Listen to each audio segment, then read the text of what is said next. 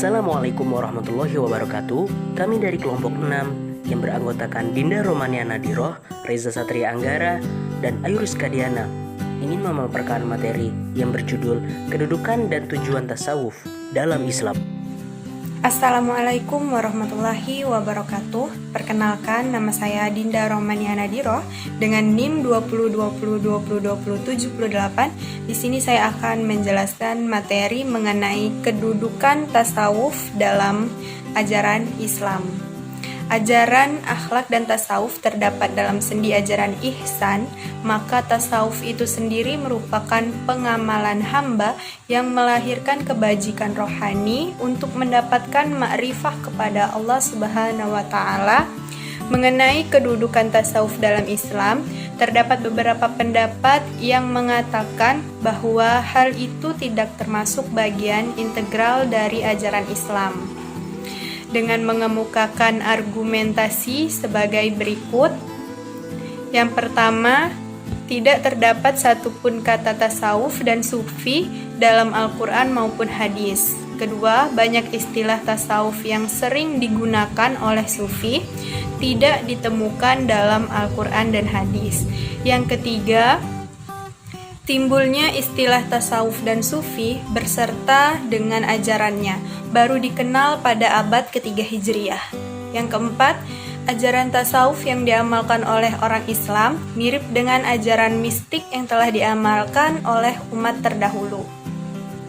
Ada juga yang tidak sependapat dengan keterangan di muka dan tetap menganggap bahwa tasawuf merupakan bagian dari ajaran Islam yang sama dengan kedudukan akhlak, meskipun dari sisi lain ada perbedaannya.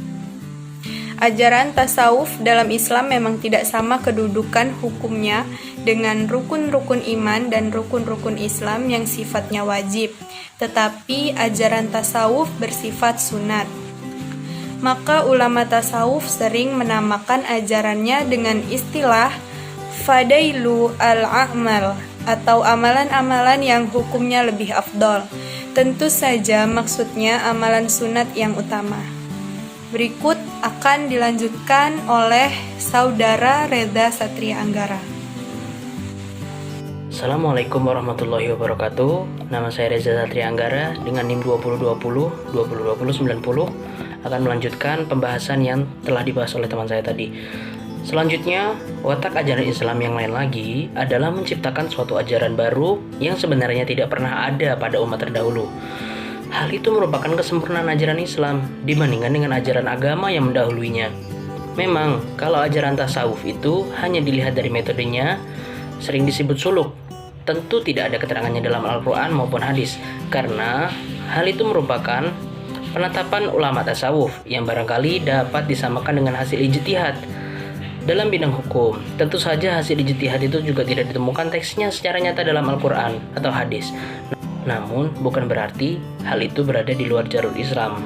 Ulama tasawuf yang disebut juga ulama al-muhaqqiqin membuat tata kepribadatan untuk mencapai tujuan tasawuf yang didasarkan atas konsepsi dan motivasi beberapa ayat Al-Quran dan hadis.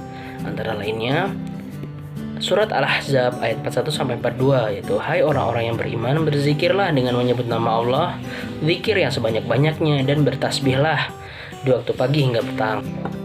Keterangan inilah yang memberikan gambaran bahwa ajaran tasawuf termasuk ajaran Islam yang tercakup dalam sendi ihsan yang berfungsi untuk memperkuat atau pengalaman sendi akidah keimanan dan sendi syariah. Maka sering kita jumpai pembagian tasawuf yang terbagi menjadi 3. Yang pertama adalah tasawuf akidah, yang ruang lingkupnya membicarakan atau menekankan masalah metafisis, hal-hal yang gaib, diantaranya adalah iman kepada malaikat, ceritakan tentang surga dan neraka. Selanjutnya adalah tasawuf ibadah. Tasawuf ibadah di sini membahas tentang rahasia-rahasia ibadah, sehingga di dalamnya terdapat bahasan mengenai rahasia toharoh, rahasia sholat, rahasia zakat, dan puasa. Serta orang yang melakukan ibadah tersebut, amalnya menjadi 3 tingkatan. Yang pertama adalah orang biasa, kedua orang istimewa, dan yang terakhir adalah orang yang sangat istimewa. Yang terakhir adalah tasawuf akhlaki. Tasawuf yang menekankan pembahasannya pada budi pekerti yang akan mengantarkan manusia mencapai kebahagiaan dunia dan akhirat, sehingga di dalamnya dibahas masalah akhlak, antara lain bertaubat, bersyukur, bersabar, dan bertawakal. Pembahasan tasawuf yang ditinjau dari ruang lingkup materi pembahasannya maka menghasilkan tasawuf akidah, tasawuf ibadah, dan tasawuf akhlaki. Tapi bila ditinjau dari sisi corak pemikiran atau konsepsi yang terkandung di dalamnya, maka hal itu menjadi tasawuf salafi, tasawuf sunni, dan tasawuf falsafi. Dalam tasawuf falsafi dan tasawuf sunni, sistemnya, peribadatan, dan teori-teori yang digunakannya sama dengan yang telah diajarkan oleh ulama salaf, sehingga kadang-kadang tasawuf sunni sering juga disebut tasawuf salafi. Lain halnya dengan tasawuf falsafi, ajarannya sudah dimasuki teori-teori filsafat, misalnya dipengaruhi oleh filsafat Yahudi, filsafat Kristen, dan filsafat Hindu. Assalamualaikum warahmatullahi wabarakatuh. Saya Yuriska Diana dengan NIM 20202020102. Di sini saya akan menjelaskan tentang tujuan tasawuf dalam Islam. Ada beberapa tujuan tasawuf dalam Islam, di antaranya yang pertama, mendekatkan diri kepada Allah Subhanahu wa taala atau cinta yang bersifat ketuhanan. Cinta kepada Allah adalah tujuan yang paling luhur dalam segenap maqamat-maqamat yang ada.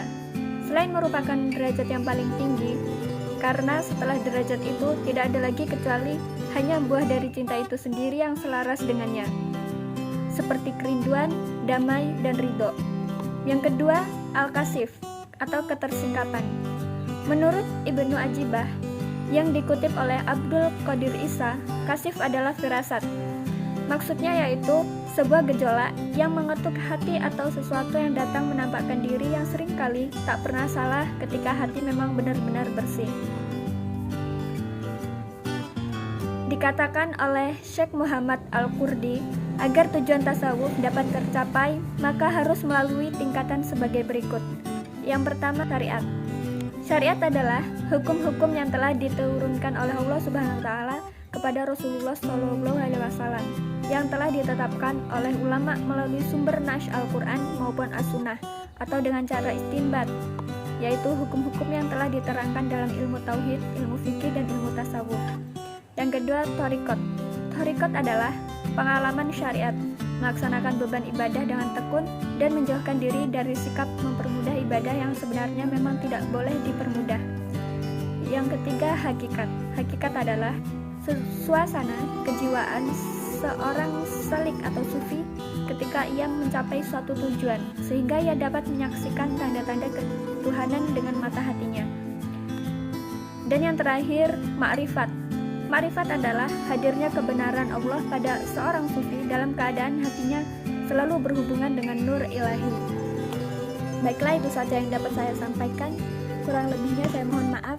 Saya akhiri. Wassalamualaikum warahmatullahi wabarakatuh.